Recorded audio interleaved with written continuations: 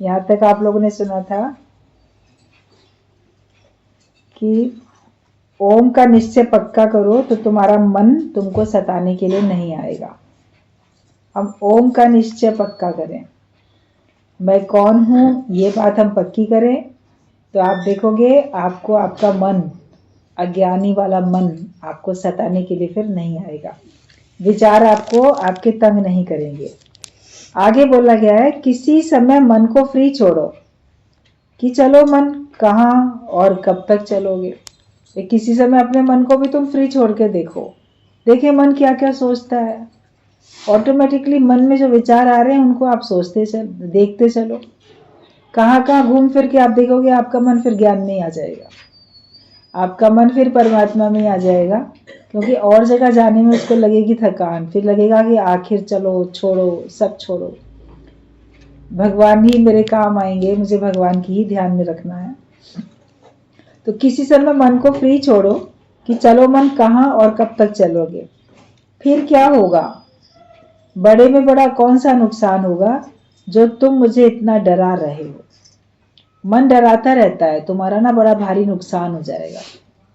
सत्संग में जाओगे या कुछ सब कुछ भगवान पे छोड़ दोगे, खुद कुछ नहीं करोगे, तो आप देखोगे आपका मन बोलेगा तुम्हारा ना बड़ा भारी नुकसान हो जाएगा। तो अपने मन को बोलो कितना नुकसान होगा, क्या होगा आखिरकार, ज्यादा में ज्यादा कितना नुकसान होगा, क्या मैं साथ में कुछ लाया था जो मेरा सब चला जाएगा। तो मेरा कुछ माया का नुकसान होने वाला नहीं है। जब अपने मन को आप ये जवाब दोगे तो आपका मन फिर स्थिर हो जाएगा। ऐसे देखो कि जिस समय तुम सुजाग हो तो चोर नहीं आ सकेगा। सुजागी मतलब जागृत में सपना नहीं आएगा। तो तुम ऐसे अपने मन के विचार को हर समय देखते रहो, जैसे कि कोई अपने दरवाजे पे पहरेदारी करता है तो उस पर लगातार निगाह रखता है। अभी सैनिक होते हैं, वो अपने देश की सीमा की सुरक्षा करने के लिए लगातार नज़र रखे रहते हैं। ड्यूटी भले बदल जाती है, 24 घंटे कोई लगातार खड़ा नहीं रह सकता, लेकिन कभी रहना भी पड़ता है उन लोगों को। इतनी सर्दी में, बर्फ़ में वो लगातार रहते हैं, लगातार उनकी आंखें टकटकी बांधे सीमा की तरफ देखती रहती हैं, बाउंड्री उधर की तरफ, कि देखें उधर से कोई शत्रु ऐसे आक्रमण ना कर दे या चुपचाप में घुसपैठिया कोई घुस के ना चला आए। वो निगाह रखते हैं, तो सावधानी रख रहे हैं। और जागृत हैं तभी तो देख पा रहे हैं, सो जाएंगे तब तो नहीं देख पाएंगे। तो हमको भी जागृत अवस्था में रहना है, सुजाग होकर रहना है कि देखें ये चोर हमारे अंदर आएगा तो नहीं। मन है चोर, जो कि तुम्हारी सुख शांति की चोरी करने के लिए आता है। तुम्हारे विचार तुमको तंग करके चले जाते हैं, उत्पन्न भी तुम्हें से हुए और तंग भी तुमको कर देते हैं। तो हमेशा सावधानी रखो। अगर आप ध्यान रखोगे तो चोर अंदर नहीं आ सकता घर के आपके। आप गफलत में रहते हो तो वो चुपचाप अंदर चला आता है और बाद में वो आप ही के ऊपर हावी हो जाता है। आप इतना घबरा जाते हो कि अरे चोर मेरे घर में कैसे आ गया। उस समय आपकी अकल काम करना बंद कर देती है, घबरा जाते हो तो वो हावी हो जाता है। लेकिन हिम्मत से तो काम लेना है ना, हमेशा हमेशा हिम्मत से काम लेना है, हमको कभी भी घबराना नहीं है। तो ये देखो, सुजाग हो तो चोर नहीं आ सकेगा। गुरु के वचन और विचार याद रखो, क्षण क्षण में दिल में गुरु के वचन विचार सदा याद रखो, तो मन नहीं आएगा। प्रभु ते भूलिया तो व्यापन सभी रोग। जब भगवान को याद रखोगे तो तुम्हारे अंदर किसी प्रकार का कमजोरी का ख्याल, कोई दुख का ख्याल आ नहीं सकता। लेकिन हम भगवान के ख्याल नहीं करते, हम मन के और जगत के ख्याल करते हैं। तो ये सब मन को दुखी करने वाले विचार आपके अंदर में आते ही रहते हैं। हमेशा सुजागी रखो, हमेशा गुरु के वचनों को याद रखो। आप सत्संग से तो उठ के जा सकते हो, मगर ये वचन तो तुम्हारे संग संग रहेंगे, इनको तो आप नहीं भूल सकते। और हर अवसर पे ये याद आते हैं। दुख हो, सुख हो, कोई समस्या हो, परेशानी हो, आप देखोगे आपके ज्ञान के वचन आपके अंदर चल रहे हैं और वो आपको सुजाग करते चले जा रहे हैं। तो इसके लिए हमेशा गुरु के वचनों को याद रखो। उनको याद रखोगे तो आप मन की बातों को सुन ही नहीं पाओगे, मन की बातों को आप सोच ही नहीं पाओगे, उनको आप जवाब नहीं दे पाओगे। जब आप फालतू बैठे होते हो तो कोई आपके पास आके बैठ जाता है तो इधर उधर की बातें करता रहता है, आप भी उसकी हाँ में हाँ मिला के आप भी इधर उधर की बातें करते रहते हो। लेकिन जब आप बहुत बिजी हो तो आप उससे व्यर्थ की बातें थोड़ी करोगे। तो भगवान में अपने को व्यस्त रखो। जब भगवान में अपने को व्यस्त रखोगे तो आप देखोगे कि मेरे को मन कुछ भी सुनाता ही नहीं है। अब मेरा मन कुछ नहीं सुनाता और ना मैं सुनता हूँ, मेरे पास फुर्सत ही नहीं है। अब किसी महफिल में जाने की हमें फुर्सत नहीं, ना ज़रूरत है ना फुर्सत है। तो मन की बातों को भी सुनने की हमें ना ज़रूरत है ना फुर्सत है। गुरु के ही वचन इतने ज़्यादा हैं, उन्हीं को सुनते सुनते 24 घंटे गुजर जाते हैं, उन्हीं को याद करते करते जीवन गुजर जाता है। आप दूसरी बातों के लिए समय कहाँ है? आप किसी से कहोगे सत्संग में आओ, वो बोलेगा समय ही नहीं है। लेकिन जब आप देखोगे कि समय नहीं है वो बोल रहा है, फिर आपको कोई कहेगा माया में चलो, दुनिया में जाओ, तो आप बोलोगे समय नहीं है। जैसे वो सत्संग में आने के लिए बोलते हैं कि समय नहीं है, तो ऐसे आप भी तो अब कह देते हो कि भाई हमारे पास समय नहीं है, लेकिन आपको लिहाज आता है। लिहाज के कारण बोल नहीं पाते हो कि हमारे पास समय नहीं है। वो लोग को लिहाज नहीं आता। भगवान का नाम सुनने के लिए, ज्ञान सुनने के लिए सीधा मुंह पे बोल देते हैं हमारे पास समय नहीं है। और आपको माया में जाने के लिए नहीं कह पाते हो कि समय नहीं है, तो ये बुरा मान जाएगा, ये नाराज हो जाएगा। आपको संसार वालों के बुरा मानने की, संसार वालों की नाराजगी की परवाह है, और जगत वाले लोगों को भगवान की परवाह नहीं है कि मैं भगवान का नाम नहीं सुनूंगा तो भगवान नाराज हो जाएंगे। इतनी उन लोगों को जरा भी परवाह नहीं होती है। अज्ञानता में वो ऐसे अपने आप को, ऐसे अज्ञानता में अपने को इतना शक्तिशाली और बड़ा भाग्यशाली समझ के बैठे हैं कि मेरा तो भगवान के बिना काम चल ही रहा है, चलेगा। लेकिन वहीं पे जब परेशानी आती है तो सब कुछ छोड़ के फिर गुण गाने लगते हैं भगवान के। तो मतलबी राम हुए कि नहीं हुए? स्वार्थ से प्रेम करते हैं कि नहीं? पूजा पाठ भी स्वार्थ से ही करते हैं। उनका स्वार्थ पूरा होता है तो करते हैं, नहीं पूरा होता है तो नहीं करते। ज्ञान को याद रखो तो तुम्हारा स्वार्थ खत्म हो जाए। अपने अंदर में आप ज्ञान को 24 घंटे याद रखो। ओम भुलाते हो तो सब डर रोग मन के लगते हैं। मन के ऊपर पहरा रखो, तुम्हें दूसरा कोई और काम थोड़ी दिया है। आपको कोई ध्यान, कोई समाधि, कोई तपस्या, कोई और कर्म कांड, ये तो काम कुछ भी नहीं दिया ना। केवल इतने ही दिया है कि आप अपने मन के ऊपर पहरा रखो, मन के विचार इधर उधर न जाने पाए। अपने विचारों को हमें संयमित करना है, तो मन के ऊपर पहरा रखो, तो तुम्हें दूसरा और कोई काम दिया थोड़ी है। मौन धारण करो, आप मौन धारण करो, बोलो नहीं, व्यर्थ में बोलते हो। इतना बोलते हो कि आपकी शक्ति खत्म हो जाती है, और सुनते सुनते दूसरे की भी शक्ति खत्म हो जाती है। कभी कभी कोई इतना ज़्यादा बातूनी होता है, वो इतना बोलता है कि सुनने वाले की भी शक्ति खत्म होने लगती है। उसको लगता है कब ये चुप हो तो मैं कब कुछ और काम करूं, कब ये चुप हो तो कोई और बात करूं। एक चुटकुला बताते थे गुरुजी कि एक आदमी था, वो इतना बोलता था, इतना बोलता था, हर समय सुजाग करता रहता था, हर समय अपने बच्चों को और सबको समझाता ही रहता था। तो एक बार उसके बेटे ने अपने पिता से कह दिया कि पिताजी, काश आप रेडियो पे बोलते तो कितना अच्छा होता। कहता क्या मैं इतना अच्छा बोलता हूँ कि मुझे रेडियो पे बोलना चाहिए, दुनिया सुने? कहता है हाँ, रेडियो पे बोलते तो अच्छा होता, क्योंकि रेडियो को तो हम बंद कर सकते हैं ना। तो मतलब ये था कि तुमको तो हम चुप ही नहीं करा पा रहे, तुम्हारे मुंह को तो हम बंद ही नहीं कर पा रहे। रेडियो पे बोलते तो हमको नहीं सुनना था तो हम झट से उसको स्विच ऑफ कर देते, उसका बंद कर देते।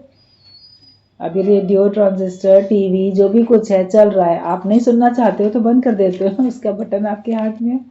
मगर किसी व्यक्ति को चुप कराना आपके हाथ में नहीं होता है, और वो बोलने में अपनी शक्ति भी गंवा देता है। जो समय, जो शक्ति उसको परमात्मा को पाने में लगानी थी, वो समय वो शक्ति अपनी वो व्यर्थ गंवा देता है और उससे फायदा भी किसी को कुछ नहीं होता है। तो हमें मौन धारण करनी है, बोलना बंद करो। जब तुम मुंह से बोलना शुरू करोगे तो पहले मैं अक्षर निकलेगा, तो अपने से पूछो कि मैं कौन। बोलने में आप अपने बारे में बताना तो शुरू करते ही हो, किसी के साथ भी बातचीत करते हो तो आप देखो, आप अपने बारे में और दूसरे के बारे में, इन्हीं के दो के बारे में तो बोलते हो। और अपने से रिलेटेड आपको बातें ज़्यादा बोलनी आती हैं। मैंने कितना अच्छा, मैंने इतना काम किया, मैंने संबंधियों की इतनी सेवा की, मेरी किसी ने कदर नहीं की, मैंने ये कर लिया है, मैं ये करूँगा, मैंने इतने पूजा पाठ कर ली, मैंने इतने तीर्थ कर लिए, अभी मुझे ये और करना है। तो आप अपने से जुड़ी हुई बातें तो बहुत बोलते हो, दूसरे की बातें सुनोगे लेकिन कम। कोई अपनी बात दूसरे की तीसरे की बताएगा तो उसको सुन के आप अपने से जोड़ के अपनी बात तुरंत बताना शुरू कर देते हो। कोई अपनी कोई बात बोल रहा है तो हमारे साथ भी ऐसा हुआ था, या हमने भी ऐसा देखा था, हमने भी ऐसा सुना था। देखो आप अपने को कैसे आगे प्रकट करते रहते हो हर बात में। मतलब कि मेरे पास इतनी जानकारी है जो कि मैं बड़ा अनुभवी हूँ और मैं सबको वो जानकारी वो अनुभव में दे सकता हूँ, मैं कोई कम नहीं हूँ। ये हम दुनिया को जाहिर करते रहते हैं। तो जब तुम बोलना शुरू करते हो तो पहले मैं अक्षर निकलेगा। सो अपने से पूछो कि मैं कौन हूँ। तुम अभी तक कहते हो कि मैं फलानी, पर मैं तो हूँ आत्मा। ये समझो तो बोलना ही बंद हो जाएगा। जब आप अपने को आत्मा जानोगे, ब्रह्म जानोगे, तो आप देखोगे आपका बोलना ही बंद हो गया। आप उस समय क्या बोलोगे? जो तू है सो मैं हूँ, जो मैं हूँ सो तू है। मैं ये देह हूँ नहीं, देह से जुड़ी हुई जितनी बातें हैं मेरे से लागू नहीं होती हैं, तो मैं दूसरे की चर्चा क्यों करूं? कहा जाता है पर चर्चा और पर चिंतन, उससे अपने आप को बचाओ। तो अपनी देह की चर्चा भी जो करते हो या अपने देह के बारे में जो चिंतन करते हो, तो वो भी पर चर्चा है और पर चिंतन है। तुम्हारे अपने शरीर की बात भी दूसरी की बात है। तो जब इसको भी आपने बोलना छोड़ दिया तो उसके बाद बचा क्या बोलने के लिए? कहते हम न तुम तो दफ्तरी हूँ, मैं भी नहीं हूँ तू भी नहीं है, तो फिर कोई बातचीत ही नहीं है। साधो चुप का है संसार, संसार चुप का ही है, सब तरफ मौन ही मौन है। आप अपने अंदर मौन धारण करो तो आप देखोगे कोई कुछ नहीं बोल रहा है, कोई कुछ नहीं कर रहा है। आप अगर अकर्ता भाव में हो तो आप देखोगे दुनिया में भी कोई कुछ नहीं करता है। लेकिन हम कर्तापने में आते हैं तो हमको और लोग भी करते हुए दिखाई देते रहते हैं। तो हमको अपने को अकर्ता भाव में लेके आना है, मौन धारण करनी है। तुम अभी तक कहते हो कि मैं फलानी हूं पर मैं आत्मा हूं, ये समझो तो बोलना ही बंद हो जाएगा। होम में दीर्घ रोग है, यानी तुम अभी तक शरीर समझते हो पर आत्मा नहीं देखते। ओम केवल कहना काम का नहीं है, पर ओम के अर्थ में टिकना है। निश्चय करना है कि मैं सच्चित आनंद स्वरूप परमात्मा हूँ और सब जो है या नहीं है सो मैं ही हूँ, मेरे सिवाय दूसरा कुछ भी नहीं है। ऐसे ओम बोलना तो सबको आता है। कई लोग अभिवादन के लिए भी ओम बोलते हैं, आपस में मिलेंगे हरि ओम बोलेंगे। कहीं पे योगा वाले पतंजलि वाले हरि ओम भी ना बोल के शॉर्ट में अकेला ओम बोलते हैं, सिर्फ ओम बोलेंगे। और केवल बोलने से आप उसके अर्थ में तो टिक नहीं गए। यहाँ पर गुरु हमको अर्थ में टिकाता है कि ओम के अर्थ को जानो। जहाँ तू और मैं नहीं है वो ओम की स्थिति है। जहाँ कोई आकार नहीं है, जहाँ कोई विकार नहीं है, वो ओम की स्थिति है। अगर हम उस अवस्था में पहुंच जाते हैं तो हम जीवन मुक्ति का आनंद लेते हैं। हम अशब्दी ब्रह्म पद में टिक जाते हैं। हमको एक भी शब्द बोलने की आवश्यकता नहीं पड़ती है। हम हर बात से उपराम हो जाते हैं। कर्मों से, कर्मों के फल से, भाग्य से, हर बात से हम ऊंचे। हम कभी भाग्य को दोष नहीं देंगे, हम कर्तापने में नहीं आएंगे, हम अपने आनंद स्वरूप में रहेंगे। तो केवल ओम हमें बोलना नहीं है, लेकिन ओम के अर्थ में हमको टिकना है। अर्थ गुरु बताते हैं, लंबे चौड़े अर्थ तो बहुत होते हैं। एक अकेला ओम अक्षर है जिसके कम से कम 1000 अर्थ निकल चुके हैं। एक हजार से अधिक अर्थ उनके व्याख्या कर लोगों ने कर लिया। मतलब इतना गूढ़ रहस्य है इसमें। बहुत सारी तरीके से सत्संग में हमको बताया जाता है, सब लोग सुनते ही। लेकिन शॉर्ट की बात यह है कि जिसमें कुछ नहीं है, शून्य की अवस्था, जिसमें कोई आकार नहीं है, वो निराकार, तो वो फिर आपकी ओम की स्थिति होती है। तो केवल ओम बोलो नहीं, बोलने की आवश्यकता नहीं है, लेकिन हमको उसके अर्थ में टिकना है। बोलते ओम, ओ वो मैं हूँ, आई एम दैट। जिसको मैं दूसरा समझता हूँ वो मैं हूँ, वो परमात्मा, वो शक्ति, निराकारिक शक्ति, वो मैं हूँ, ये जान लेना है। तो जैसे ओम के अर्थ में हमको टिक जाना होता है। और मेरे सिवाय दूसरा कोई है ही नहीं। मैं सचित आनंद मुक्त परमात्मा हूँ, और जो ये सब है या नहीं है वो भी मैं हूँ। जो हमें सब दिखाई दे रहा है वो भी मैं हूँ, और जो मुझे दिखाई नहीं दे रहा है, जिसको मैंने अभी देखा नहीं, सुना नहीं, जाना नहीं, अभी ऐसा बहुत कुछ होगा ना जिसके बारे में आप बिल्कुल नहीं जानते हो, अनजान हो। संसार की सारी कलाएं, सारी विद्याएं थोड़ी जान ली हैं सबने। बहुत कुछ है जो अभी तक नहीं जानना है। वैज्ञानिक लोग भी खोज करते रहते हैं, बहुत कुछ है उन्होंने जान लिया, बहुत कुछ अभी तक जानना बाकी है, नहीं जान पाए। तो जो हमने जान लिया या जो हमने नहीं जाना, जो हमने देख लिया या जो हमने नहीं देखा, वो सब मैं हूँ। पहले से ही विचार कर लो कि वो सब जो है वो मैं हूँ, मेरे सिवाय दूसरा कुछ भी नहीं है। घड़ी एक विसरू राम को, तो ब्रह्म हत्या मोहे होए। तुम्हें कृष्ण याद नहीं है, पर तुम्हें कंस याद है। ऐसी स्थिति बन गई है मनुष्य की कि भगवान तो याद नहीं है। अच्छा जो है, जिसने अच्छा किया, जिसने अच्छा ज्ञान दिया, उसको याद नहीं रखते। लेकिन जैसे कोई कृष्ण को ना याद रखे, कंस को याद रखे, राम को ना याद रखे, रावण को याद रखे, वो रावण की ही शिक्षाओं पे चले, कंस की शिक्षाओं पे चले। तो संसार में लोग ज्ञानवान होते नहीं, गुरु की बात मानते नहीं, उनको माया याद होती है। भगवान याद नहीं होते हैं, लेकिन उनको माया याद है। तो ये इस तरह से है जैसे कृष्ण याद नहीं है, हमें कंस याद है। लेकिन ये जब कंस को याद रखोगे तो भी कहीं ना कहीं कृष्ण याद आएगा कि यही कंस था जिसको कृष्ण भगवान ने मारा, यही रावण था जिसको राम ने मारा। और क्यों? क्योंकि उसके कर्मों के कारण से। अगर उसके कर्म अच्छे होते तो भगवान को क्या आवश्यकता थी उसको दंड देने की, उसके प्राण हरने की? कोई आवश्यकता नहीं थी ना। हर एक के कर्मों के हिसाब से परमात्मा उसका विधान तय कर देते हैं। कर्मी आपो अपनी के नेड़े के दूर। हर एक की अपनी अपनी करनी है, हर एक के अपने अपने कर्म है। कौन भगवान के नजदीक होता है, कौन भगवान के दूर होता है, ये हर एक के अपने अपने कर्म है। हम अपने ही कर्मों से परमात्मा के नजदीक होकर योग प्राप्त कर लेते हैं, अपने कर्मों से हम उनसे बहुत दूर चले जाते हैं। 84 लाख योनियों में हम भटकते रहते हैं। अपने कर्मों को देखो। और बाकी पूजा पाठ करने वाले तो सभी हैं। आप पापी को भी देखोगे, चोर को भी देखोगे, डाकू को भी देखोगे, वो भी भगवान का नाम लेके डाका डालने जा रहे होते हैं। अक्सर आपने पुरानी फिल्मों में देखा होगा, डाकू डाका डालने से पहले किसी देवी के मंदिर में जाएंगे, पूजा करेंगे, और फिर हम जा रहे हैं डाका डालने, हत्या करने। वापस आके फिर देवी को प्रणाम कर लेंगे, देखो हम कितना सफल डाका डाल के लाए। तो पूजा पाठ तो एक पापी भी कर लेता,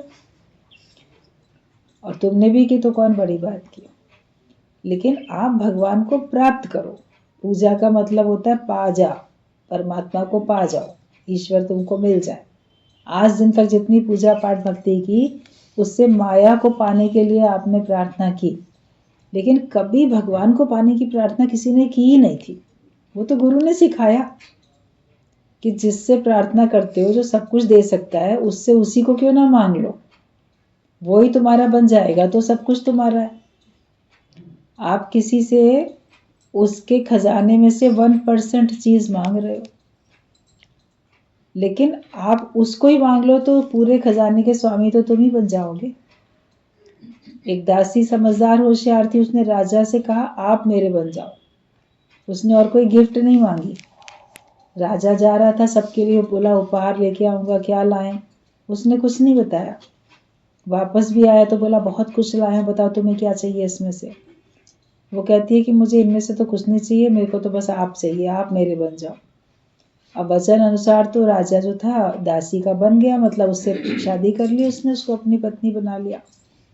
पत्नी बन के तो उसको राजा का सारा कुछ मिल ही गया ना, अधिकार भी मिला, उसको धन संपत्ति भी मिली, सब कुछ मिला। तो जो सच्चे भगवान के समझदार होशियार भक्त होते हैं वो भगवान से भगवान को मांग लेते हैं। जब भगवान हमारे बन गए तो फिर हमको किस चीज़ की कमी है, उसे क्या कमी जो तेरा हो लिया है। जो भगवान का बन गया उसको फिर किसी चीज़ की कमी रहने वाली है ही नहीं।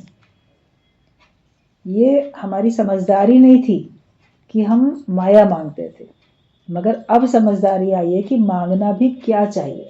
आता ही नहीं था हमें क्या मांगना चाहिए।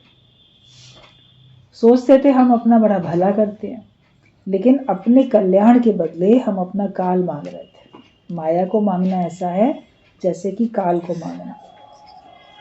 तो तुम जीव भाव को छोड़ के आत्म भाव में आ जाओगे तो तुम्हें सब कुछ मिलेगा। तुम्हें कृष्ण याद नहीं है पर कंस याद है। तन मन समेत तुम शरीर को भुलाओ, जीव भाव छोड़कर तुम आत्मा यानी ब्रह्म में पक्के रहो। तुम कहते हो क्रोध के सिवाय काम नहीं चलता, ये कहना गलत है। अक्सर लोग बोलते हैं क्या करें, क्रोध तो करना ही पड़ता है ना, बिना क्रोध के तो काम ही नहीं चलता है। क्रोध नहीं करेंगे तो नौकर ठीक से काम नहीं करते, क्रोध नहीं करते हैं तो बच्चे नहीं सुधरते हैं, क्रोध नहीं करते हैं तो कर्मचारी काम नहीं करता है, क्रोध नहीं करते हैं तो रास्ते में सड़क पे कोई हमारे नहीं सुनता है। तो कभी हमें क्रोध तो करना ही पड़ता है, क्रोध के सिवाय तो काम चलता ही नहीं है। और भगवान ने क्रोध दिया ही है ना इसीलिए ताकि हम उसको करें। 5 विकार दिए हैं ना भगवान ने ताकि हम उनका उपयोग करें। तो क्रोध को छोड़ने के लिए बोलते हो, क्रोध के सिवाय तो काम ही नहीं चलता है। लेकिन बताया कि तुम कहते हो क्रोध के सिवाय काम नहीं चलता है, तो ये कहना गलत है। प्रेम सबसे अधिक ऊंचा है। अब ये बोलो कि प्रेम के सिवाय काम नहीं चलता है। जगत में तो आप बोलोगे विकारों के बिना काम नहीं चलता, लेकिन 5 विकार में प्रेम तो शामिल नहीं है, प्रेम तो उनसे अलग है। तो अब ज्ञान में आने के बाद आप बोलोगे मेरा तो प्रेम के बिना काम नहीं चलता है। मैं क्या करूं, मैं जिसको देखता हूं उसको भगवान का रूप जान के प्रेम करता हूं। मेरा सबके साथ प्रेम है, कोई ऐसा नहीं है जिससे मैं प्रेम नहीं करती। मुझे सब अच्छे लगते हैं और मेरे लिए कोई बुरा है ही नहीं। जिसका मन अच्छा बन जाता है उसके लिए फिर कोई बुरा नहीं होता है। कोई बुरा नहीं है भले मन के वास्ते। जब आपका मन भला हुआ तो आपके लिए कोई बुरा नहीं है। तो अब आप कह सकते हो कि हम प्रेम के सिवाय रह नहीं पाते। अब मन में थोड़ा भी किसी के लिए जरा सा हल्का सा भी प्रेम के अतिरिक्त कोई और विचार आएगा तो आपके मन में खलबली आएगी कि मैंने क्यों द्वैत में पढ़ के काम किया, मैंने क्यों अहंकार से बोला, मैंने क्यों स्वार्थ रखा, मैंने क्यों क्रोध की बात बोली। आप अपने प्रति बहुत ज़्यादा सुजाग और सावधान होते चले जाओगे। आपकी अपने ऊपर एक तीखी पैनी नज़र होएगी कि मैं अपने को ही चेक करता रहता हूँ कि मैं ज्ञान के हिसाब से व्यवहार करता हूँ कि नहीं करता। और अगर कभी नहीं हो पाया तो आपको बड़ा खराब लगेगा। तभी अक्सर आप सभी लोग ये प्रश्न करते हो कि अभी पूरी तरह से ना क्रोध गया नहीं। मतलब आप चाहते हो ना कि मेरा पूरी तरह से क्रोध चला जाए, थोड़ा भी क्यों बचा है, या कोई सा भी विकार अभी पूरी तरह से गया नहीं है, अज्ञान पूरी तरह से गया नहीं है। उससे वो चूंकि पूरी तरह से नहीं गया इसलिए आपको दिक्कत होती रहती है, आपको परेशानी होती रहती है। हम चाहते हैं कि हमारे को कोई विकार जरा भी अपने चंगुल में ना ले, मेरे अंदर लेश मात्र भी अज्ञान बचे ना। उसको हम दूर करने की कोशिश करते जाते हैं तो निगाह अपने ऊपर ही रहती है। तो जब आप अपने ऊपर इतनी 24 घंटे तेज नज़र रखोगे तो कैसे नहीं सुधार होगा।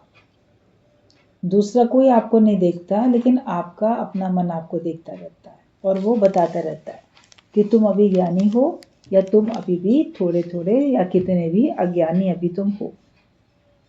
तो अब आप ज्ञान में आने के बाद बोलोगे कि प्रेम सबसे अधिक ऊंचा है और प्रेम के बिना काम नहीं चलता है। आत्मा यानी ईश्वर जब शरीर में प्रवेश करता है तो उसे जीव कहते हैं। नाम, जाति, वर्ण, आश्रम ये सब शरीर के उत्पन्न होने के बाद बनाए गए हैं। फिर शरीर के होते ही बदलते सदलते रहते हैं, पर मैं तो आत्मा हूं, वो सदा रहता है। जब कोई शरीर की रचना होती है तो परमात्मा उसमें प्रविष्ट होता है। कहा जाता है भगवान ने 84 लाख योनियां बनाई, उसमें उनको संतुष्टि नहीं मिल रही थी और कुछ श्रेष्ठ बनाए तो मनुष्य शरीर बनाया। मनुष्य शरीर बनाया तो इसमें सारे देवी देवताओं ने अपनी अपनी शक्ति भरी। सूर्य ने आंखों में शक्ति भरी कि देखेंगे, रोशनी इसमें दे दी। कानों में शक्ति भर दी सुनने की। हर देवी देवता ने हर अंग में अपनी अपनी शक्ति भरी ताकि उससे ये कार्य करेगा। मगर फिर भी देखा कि वो उठ नहीं रहा था। वो जो पुतला बनाया वो उठ नहीं रहा था, वो ऐसे ही था जैसे आंख बंद किए हुए। तो सब देवी देवताओं ने कहा कि हमने अपनी अपनी शक्तियां इसको दी, लेकिन ये चलता फिरता तो अभी नजर ही नहीं आ रहा। तो भगवान ने कहा जब तक मैं इसमें प्रविष्ट नहीं होऊंगा तब तक ये नहीं चलेगा। शक्तियां तो तुमने सब में दे दी, लेकिन प्रविष्ट तो मुझे होना पड़ेगा। तो भगवान उसमें प्रविष्ट हो गए, तो वो पुतला उठ के बैठ गया, चलने फिरने लगा। तो हर एक जो भी हम संसार में देखते हैं 84 लाख योनियां, सब में परमात्मा है, परमात्मा की सत्ता है, तभी वो कार्य करता है, तभी वो चलता फिरता रहता है। अगर परमात्मा की सत्ता उसमें ना हो तो वो कार्य नहीं कर सकता। तो जब ईश्वर किसी शरीर में चला जाता है तो उस शरीर में वो जीव के नाम से बोला जाता है। जैसे बात तो वही है, पानी है, लेकिन एक पानी नदी में है, एक पानी तालाब में, एक झरने में है, एक तुम्हारे घर में है, एक पानी नाली में है, एक बादल में है, एक फ्रिज में चला गया। तो सब हर जगह पे नाम बदल जाता है ना। कहीं पानी भाप के रूप में है, कहीं पानी बर्फ के रूप में है, कहीं पानी है, कहीं साफ पानी, कहीं गंदा पानी, कहीं बारिश का पानी बूंदों के रूप में है, कहीं कुछ है तो पानी का ही रूप ना। और पानी में भी आप देखो, कभी लहरें हैं, कभी झाग है, कभी बुलबुले हैं, कभी तेज। आप ऐसे पानी का टैप जब खोलते हो बाल्टी में तो इसमें कितने बुलबुले दिखते हैं। तो नाम तो अलग आ रहा है, अरे इसमें कितने सारे बुलबुले तैर रहे हैं, मगर वो हैं तो पानी। कभी उसमें बड़े झाग भी दिखाई देते हैं, तो झाग भी पानी का ही रूप है। लहरें दिखाई देती हैं समुद्र में, तो लहर भी तो पानी का ही रूप है, नाम उसके अलग हो जाते हैं। तो ऐसे ही शरीर में जाने में ईश्वर का नाम जीव हो जाता है। तभी बोला कि ईश्वर अंश जीव अविनाशी। प्रत्येक जीव है, पशु पक्षी, कीट पतंगा, मनुष्य, सभी में जीवन है। पेड़ पौधों में भी जीवन है, हर एक में जीवन है, क्योंकि हर एक के अंदर परमात्मा की सत्ता कार्य करती है। हमें सब में भगवान देखना है। हम पहले नहीं देख पाते थे, अब हमको सबके अंदर में भगवान देखना है। तो आत्मा यानी ईश्वर जब शरीर में प्रवेश करता है तो उसे जीव कहते हैं। नाम, जाति, वर्ण, आश्रम ये सब शरीर के उत्पन्न होने के बाद बनाए गए हैं। इसका क्या नाम पड़ेगा, ये किस जाति का है, ये सब बाद में बनाया जाता है। पर वो तो बदलेगा। कोई अपना नाम बदल लेता है, कोई अपनी जाति बदल लेता है, कोई अपना धर्म बदल लेता है, लेकिन आत्मा तो नहीं बदल सकता ना, वो तो वही रहेगी। आपको जो शरीर मिला है, शरीर में जो सत्ता है वो तो वही रहेगी, उसको तो नहीं बदलते हो, ऊपर ऊपर से आप बदलते रहते हो।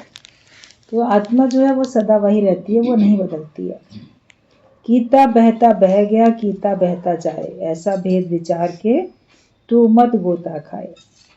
नानक कहता है कि कितने बहते बह गए, कितने बहते जा रहे हैं, पर ये भेद विचार करके तुम गोता नहीं खाओ। अंदर में ख्याल है कि मन तो बड़ा बदमाश है और तुम डर जाते हो, पर तुम मन के मालिक हो, ये याद रखो, तो भय तुम्हारा फिर चला जाएगा।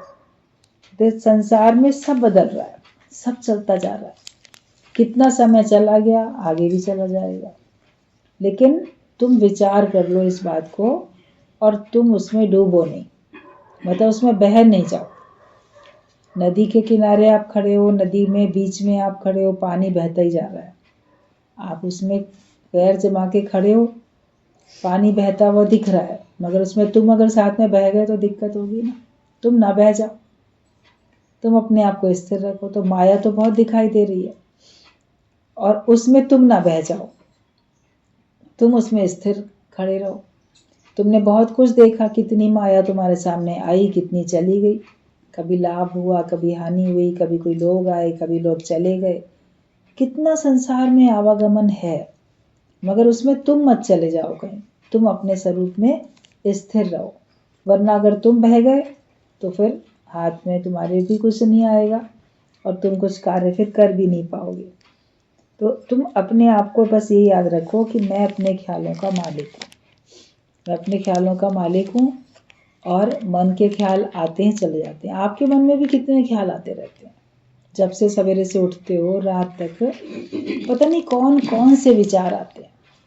और वो जो विचार आते हैं वो पता नहीं तुमको कहाँ कहाँ बहका के ले जाते हैं।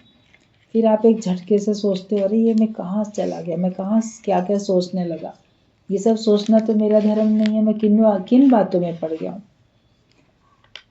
फिर आप अपने को सुजाग करते हो, लेकिन कोई ख्यालों के अधीन हुआ पड़ा रहता है और किसी के ख्याल आते ही नहीं है। वो इतना मजबूत बन जाता है, उसको कोई विचार आते ही नहीं है, वो इतना फालतू बैठता ही नहीं है कि उसको ख्याल आए।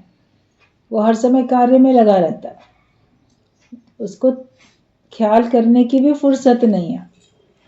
खाली दिमाग शैतान का घर होता है। आप खाली बैठे रहोगे तो आपके अंदर में बड़े ख्याल आते रहेंगे, लेकिन आप अपने को जब भगवान के काम में व्यस्त कर लोगे तो आपको ख्याल नहीं आएंगे। और काम जो करो उसी काम के बारे में सोचो, वरना हाथ आपके कुछ करते रहते हैं, फिर ख्याल कुछ चले जाते हैं। शेख चिल्ली वाली बात बन जाती है कि काम कुछ करते करते ख्याल कहीं चले गए तो हाथ उसके रुक गए और वही सोचने लगा, फिर उसी हिसाब से वो काम करने लगा, तो उसका अपना नुकसान हुआ। शेख चिल्ली की कहानी तो सब लोगों ने बहुत कई बार सुनी है कि उसका कितना बड़ा नुकसान हुआ। ऐसे हर एक व्यक्ति अपना नुकसान करता है। जब जगत की बातें सोचता है तो वो अपना ही नुकसान करता रहता है। तुम हो मायापति तो माया क्या करेगी तुम्हारा। तुम पुरुष हो तो प्रकृति तुम्हारी दासी है। तुम सागर हो और जगत तुम्हारी लहरें हैं। लहरें समुद्र का कुछ भी नुकसान नहीं कर पाती हैं। क्या लहरें कभी समुद्र का नुकसान कर सकती हैं? तो क्या जगत मेरा कभी नुकसान कर सकता है? उस विशालता में आ जाओ। अपने को लहर बनाओगे तो लहर बनी और लहर मिट गई, लेकिन अपने को समुद्र बनाओगे तो ना तुम बने ना तुम मिटे, तुम तो हो ही हो हमेशा। तुम्हारे में से लहरें उत्पन्न होती हैं और तुम्हारे में लहरें विलीन होती जाती हैं। तुमसे उत्पन्न हुई, तुम्ही में समाती चली गई। ये जगत तुमसे उत्पन्न हुआ और तुम्ही में ही समाता चला गया। इतनी विशालता में आ जाओ। हद हद चला हर कोई, बेहद चला न कोई। अब बेहद के बाजार में खड़ा कबीरा रोए। कबीरदास बोलता है कि मैं तो अफसोस कर रहा हूँ कि मैं बेहद के बाजार में खड़ा हूँ, यहाँ तक कोई आता ही नहीं। एक एक हद में हर एक ने अपना अपने को देह मान के छोटी छोटी दुनिया अपनी बना ली और उसी में वो अटका हुआ है। उससे हमको अपने आप को तो ऊंचा उठाना है कि तुम सागर हो और जगत तुम्हारी लहरें हैं। पूरा दिन भगवान याद नहीं है, इसीलिए तुम डर में रहते आते हो। मेरा एक एक शब्द विचारो। जैसे मन खराब ख्याल लाएगा ऐसे अपना फायदा समझो, क्योंकि जैसे मन डराएगा वैसा होगा नहीं। और फिर शुक्र करेंगे कि अच्छा हुआ कि ऐसा नहीं हुआ। आप एक एक शब्द ज्ञान का विचारो तो मन तुम्हारे खराब ख्याल लाएगा ही नहीं, अगर ज्ञान के विचार करोगे। और अगर खराब ख्याल लाएगा भी मन तो भी ज्ञान के विचार करो तो आप देखोगे जैसा मन लाता था विचार वैसा तो हुआ ही नहीं। मन ने सोचा मेरा नुकसान हो जाएगा, मगर आप देखोगे मेरा तो नुकसान हुआ ही नहीं। जिस बात को मैं अपना नुकसान समझता भी था वास्तव में उसमें मेरा लाभ था। माया नहीं मिलने में हम अपना नुकसान समझते हैं, लेकिन जब गुरु के ज्ञान के वचनों को याद करोगे तो लगेगा माया ना मिलने में भी मेरा लाभ है, वरना तो हम उसी में पड़े रहते, उसी में हम उलझते चले जाते, हम कुछ और परमात्मा का कार्य कर ही नहीं सकते थे। तो हर बात में मेरा लाभ है। जब गुरु के वचन याद रखोगे तो आप देखोगे कि हर बात में मेरा लाभ ही लाभ है। तो मन कैसे भी ख्याल लाएगा तो उसमें तुमको अपना फायदा ही नजर आएगा। मन से एतबार तुम्हारा निकल जाएगा कि सच में जैसा मन कहता है वैसा तो होता ही नहीं है। मन आता है डराने के लिए। तुम जितना चिढ़ोगे तो कोई तुम्हें उतना चिढ़ाएगा, यदि तुम न चिढ़ो तो कोई तुम्हें ना चिढ़ाए, यदि तुम न डरो तो कोई तुम्हें ना डराए। बचपन में तो ये बात आपने बहुत देखी भी होगी, या बच्चों को भी आपने देखा होगा कि बच्चे जिस बात में चिढ़ते हैं ना, लोग उनको उतना और चिढ़ाते हैं तो और चिढ़ते जाते हैं और उलझेंगे और चिढ़ेंगे। लेकिन अगर कोई चिढ़ना बंद कर देता है तो लोग उसको चिढ़ाना बंद कर देते हैं। स्कूल में तो बच्चे आपस में बड़ा इस प्रकार से करते हैं, फलाना ना इस बात में चिढ़ता है, चलो चलो उसे चिढ़ाएं। मतलब मनोरंजन हो जाता है ये बच्चों का। वो ये नहीं समझते कि हम अपने संगी साथी को दुख पहुंचा रहे हैं, संगी साथी को हम परेशान कर रहे हैं। ये उनका एक खेल बन जाता है, उनको पता ही नहीं होता बच्चों को। लेकिन जब वो बच्चा चिढ़ता बहुत है, उलझता है, परेशान होता है, अपने घर में अपने माँ बाप से कहेगा मैं स्कूल नहीं जाऊँगा, बच्चे मुझे इस बात में चिढ़ाते हैं, या टीचर से कहता है। लेकिन जब उसके पेरेंट्स या टीचर उसको समझाते हैं, देखो उनको बोलने दो, तुम्हारे पर असर नहीं होना चाहिए, तुम चिढ़ो नहीं, तुम नॉर्मल रहो, तुम हंस दो तो परेशान मत हो, तो ये लोग बोलना बंद कर देंगे। तो उसके बाद वास्तव में आप देखते हो वो लोग बोलना बंद कर देंगे। अब तो ये चिढ़ता ही नहीं है, अब इसको क्या बोलें, अब हमारा मनोरंजन तो हो ही नहीं रहा है। तो हम दुनिया में जिस बात से जितना चिढ़ेंगे लोग हमको उतना चिढ़ाएंगे, और जिस बात में जितना डरेंगे उतना ही लोग भी हमको डराएंगे। तुम्हारा मन तुमको डराएगा।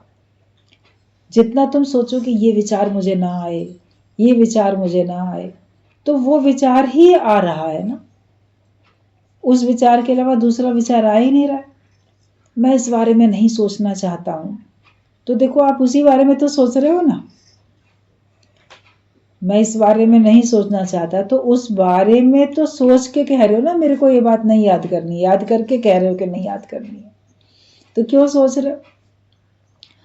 आप जगत की बातें सोचो ही नहीं, आप ज्ञान की बातें सोचो, आप भगवान की बातें सोचो, तो आप देखोगे कि जगत कब गुम हो गया पता ही नहीं चला, कब हमारी सृष्टि, कब हमारी दुनिया सारी बदल गई, हमको इस बात का पता ही नहीं चला।